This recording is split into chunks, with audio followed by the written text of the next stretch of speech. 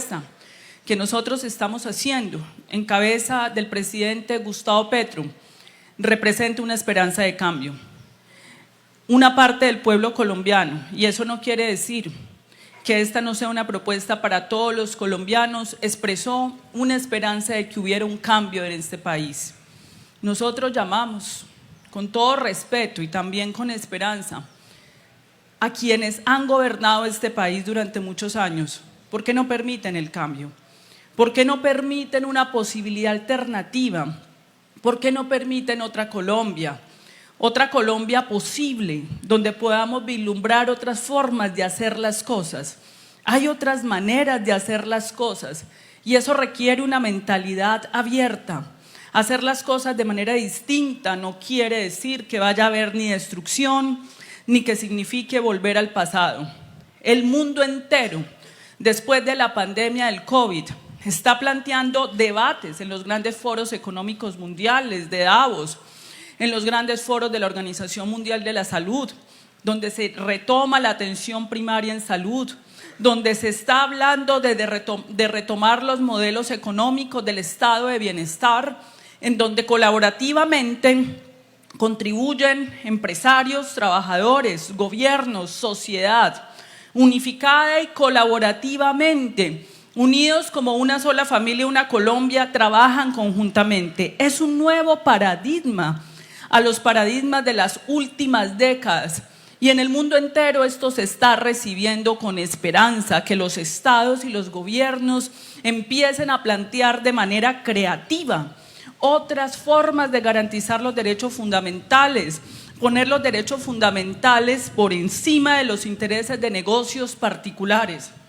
La pregunta es, ¿será que es muy difícil en Colombia que nos podamos poner de acuerdo en esos mínimos y que podamos abrir la mente a otras alternativas, a otros modelos probados ya en el mundo entero, como la reforma a la salud los propone, para superar una situación que ha sido sometida por una matriz mediática negacionista al hecho de que estamos entonces en Colombia en el mejor sistema de salud del mundo y que estamos entre los 10 mejores sistemas del planeta?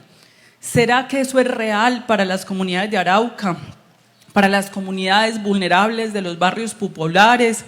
¿Será que se podrá refrendar aquí tal afirmación hecha desde escenarios del poder técnico, una visión técnica única, bogotana además, que nos impusieron como única verdad científica y que todo aquello que se apartara de esa visión técnica, entre comillas, que defiende los derechos fundamentales y los sectores vulnerables, entonces es antitécnica, entonces es una improvisación para hacerle creer al ciudadano que ha sido sometido al paseo de la muerte, que lo han vulnerado en su hospital, de que eso no pasó, que eso no es verdad, lo que tú vives no es cierto, porque lo que es cierto son estas gráficas, son estos estudios, no tu realidad, lo que ocurre todos los días de tu vida, cuando vas y haces fila para conseguir el ficho en un hospital, simplemente por el hecho que te dijeron que como eras pobre o no tenías ingresos, pues eso era lo que merecías.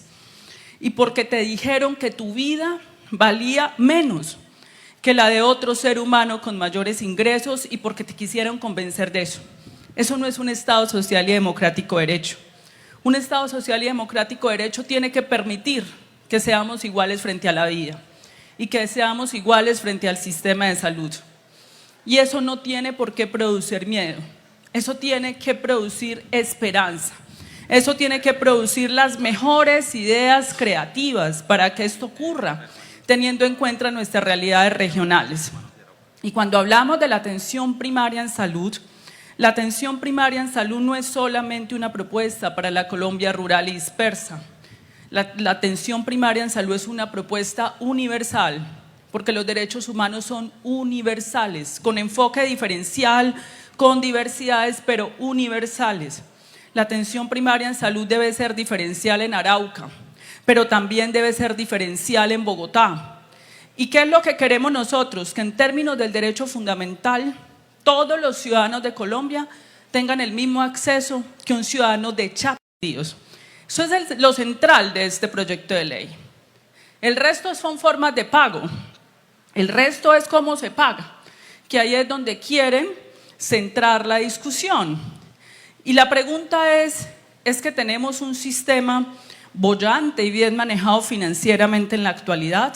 En Chile hay un gran debate con el gobierno de Gabriel Boric, porque hay un déficit de la red privada de prestación de servicios por 3 billones de pesos colombianos y el gobierno tiene que ir al rescate de ese actor privado llamado la CISAPRE, que es algo parecido a las EPS, y hay un tema escandaloso en Chile.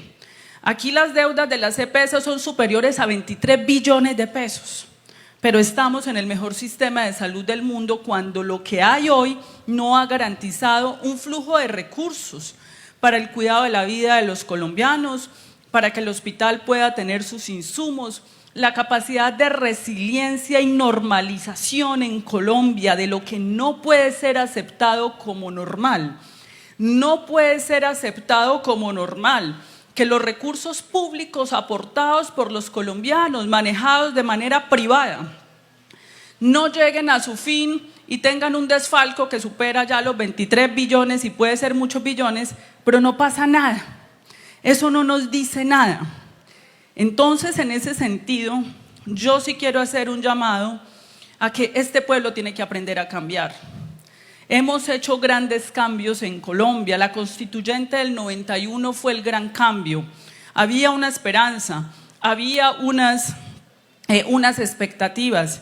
30 años después lo que nosotros estamos proponiendo no es nada distinto a la aplicación de aquella esperanza ciudadana, estudiantil y juvenil de 1991, de que en Colombia hubiera derechos.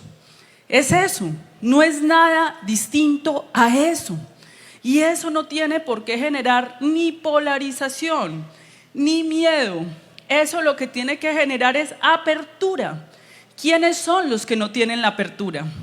¿Quiénes son los que no tienen la apertura para que podamos construir alternativas distintas para este país en la garantía de los derechos fundamentales?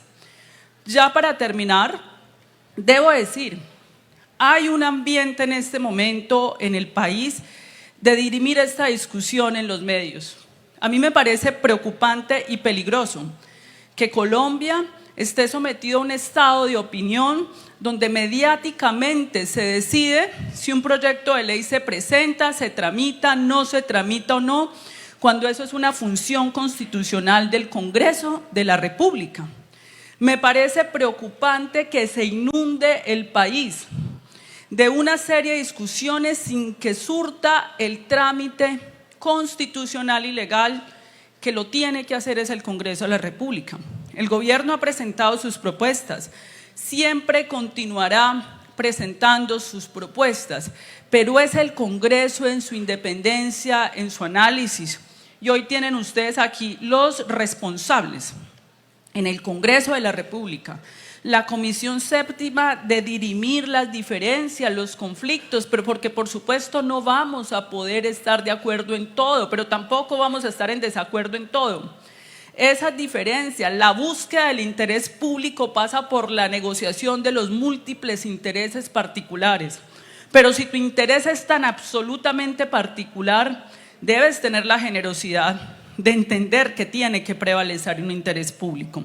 Y en ese sentido, es el Congreso de la República el lugar de las instituciones, no es el fallo de un medio de comunicación el que dice cuál es el trámite de una reforma o no. Es la representación democrática del Congreso, que mal o bien, con críticas o no que tenga la democracia colombiana, el doctor Germán Rosso fue elegido por el pueblo. Fue elegido por el pueblo, así como el doctor Juan Camilo y así como todos quienes están aquí presentes fueron elegidos por el pueblo colombiano para tomar las mejores decisiones en pos del pueblo colombiano, y eso no puede ser usurpado por la decisión mediática de dictaminar fallos por encima del criterio y la discusión de la institucionalidad democrática del país.